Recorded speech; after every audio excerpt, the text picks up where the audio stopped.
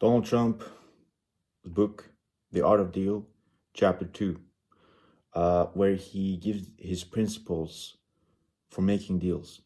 Okay, I want to start off with a quote by Donald Trump. It goes like, I don't do it for the money, I do it to do it. This is a very wise saying by him because it correlates to some of the most fundamental, some of the most important religious principles, something that is told in Bhagavad Gita. It's the religion of Hinduism.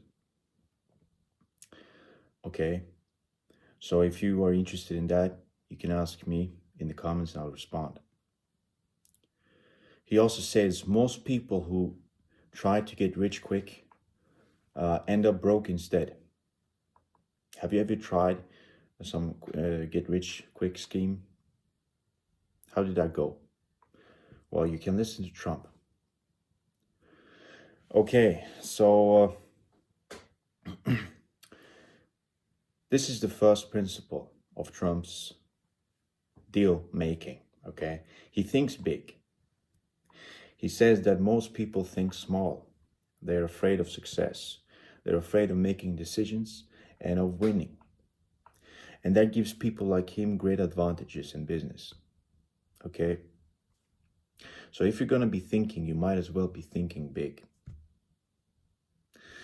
Now, one of the keys to thinking big is to be totally focused. And he says that he has observed many businessmen, successful entrepreneurs, and the traits are not always positive that they have. Sometimes they are crazy. They are a little obsessive, too driven, many like maniacs. But they channel this negative energy into their work, and it makes them work very hard and become successful. Okay, the second principle is to protect the downside, and the upside will take care of itself. So Trump does what the Stoics did. Basically, he does negative thinking or negative visualization. He goes into every deal anticipating the worst that can happen. He says, if you plan for the worst, if you live, if you can live with the worst, the good will take care of itself. All right. The third principle is to maximize your options. He is flexible and non-attached to each and every one of his deals. He says, I never get too attached to one deal or one approach. Most of the deals fall out. And it doesn't matter how promising they seem at first, they will fall out. Most of them. Okay? Because of that, he has many approaches to every single deal. He says, he says, I always come up with at least half dozen approaches to making each deal work. Fourth principle is to know your market. Trump does most of his market research. He doesn't rely on consulting firms too much because they get expensive and they take a lot of time. So what he does is he does his own surveys. For example, if he is going to buy a property and start a building project there, he goes around the city and asking people for their opinions about the area. What do you think about the shops? What do you think about the crime? The schools? And that way he gets his information and he makes a decision. Okay? So he asks people about their opinions before making a decision. It's a natural reflex, he says. I ask and I ask and I ask until I begin to get a gut feeling about something. That's when I make a decision. Okay, another example is if he sits in a taxi and he's in another city and the driver is, taking him somewhere, he's gonna ask questions to get information about the city. So he's not shy in that way. Trump does not take critics seriously. He says that the critics don't understand what the public wants, but he does. This was when he was going to build the Trump Tower. So many critics, criticized his project, but he did it for the people, and that's that's great. Okay, most critics, they just write to impress each other, and they're just as swayed by fashion as anyone else. They're normal people, and they're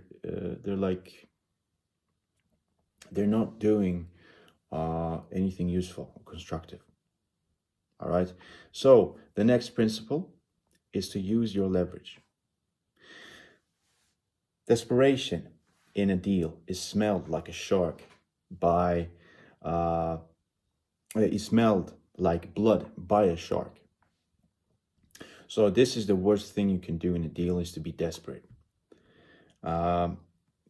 He says that you should only deal from strength and leverage. Okay, this is probably very common knowledge. Most of you have that knowledge. It's obvious. It makes sense. But if you don't have leverage at all, you're not going to do deals without them. So don't go into a deal without leverage. But if you don't have the best leverage, like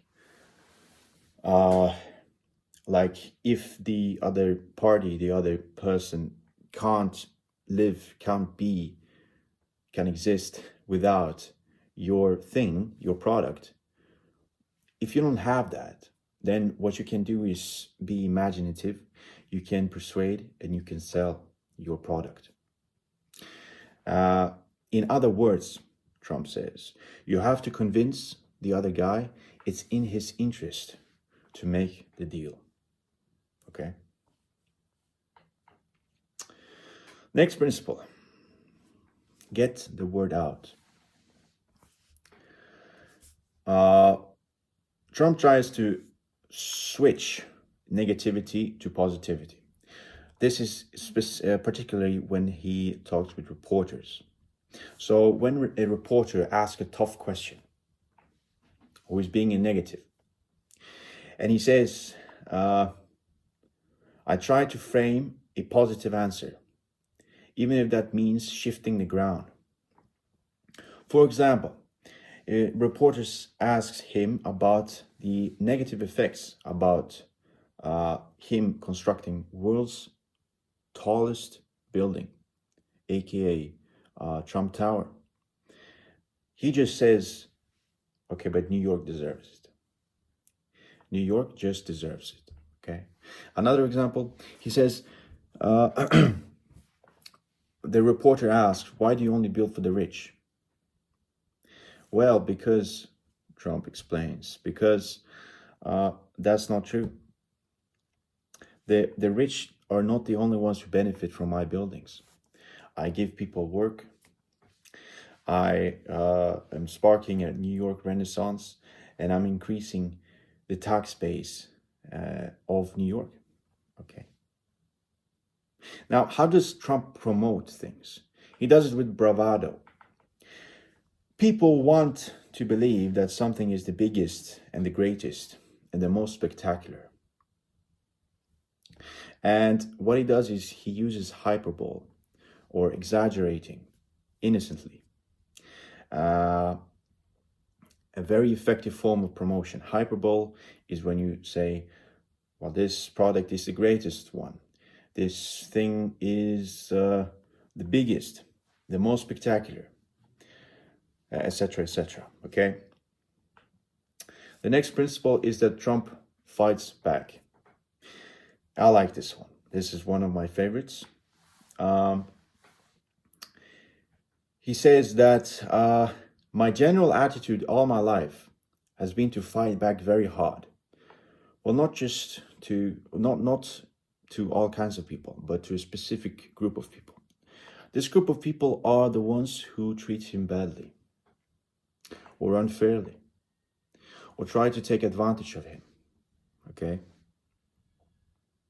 Now, it is better if you are believing in something that you're fighting for something you believe in. If you're fighting for something that you believe in, things usually work out for the best in the end, even if that means you're isolating and alienating other people in the journey. An example of that is when the New York City unfairly in the beginning was denying Trump's Trump Tower project. What he did was that he went into 6 courts, 6 different courts, and won the lawsuit so that he can finish his or start his construction. So a big fighter, Donald Trump.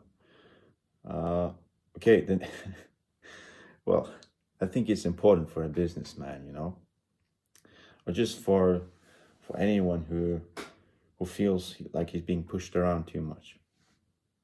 You can take that idea, maybe incorporate it. But, and this is for me crucial, when Trump makes that point, he also says that when people are good to him, he says he's very good at being good back, like being kind and gracious. Next principle is to contain the costs. This is about spending money.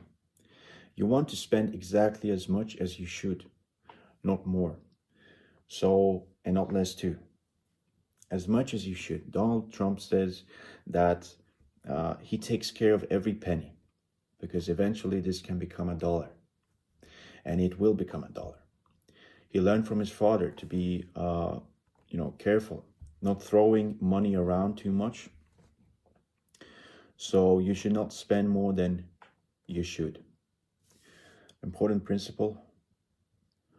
Now, this is a little bit surprising to me, but Donald Trump is actually a money complainer, meaning that if someone was overcharging money, he would complain in a call with this guy. He says, if I feel a contractor is overcharging me, I'll pick up the phone, even if it's only for $5,000 or $10,000, and I'll complain. So that's interesting. So maybe you should start doing that, taking care about the little details in your deal, in your offer, making sure nothing is trashed around. Okay. Yeah. The final principle is to have fun. Have fun. Life is fragile. Trump doesn't take things too seriously. He says life is very fragile, and success doesn't change that. If anything, success makes it more fragile. Anything can change without warning. And that's why I try not to take any of what's happened too seriously. I don't think it is helpful or healthy to take your life too seriously. And one of the most freeing way of living life is to not worry about what is going to happen or what could have happened differently. And that is what Donald Trump does. He does not worry. He says, I don't spend a lot of time worrying about what I should have done differently or what's going to happen next. Adopt this principle. Try it. And that's it. He ends this chapter by saying that money was never a big motivation for me, except as a way to keep score. The real excitement for Donald Trump is playing the game. He does it to do it. Follow his advice, follow his principles, and maybe you will see your success skyrocket. Thank you for watching.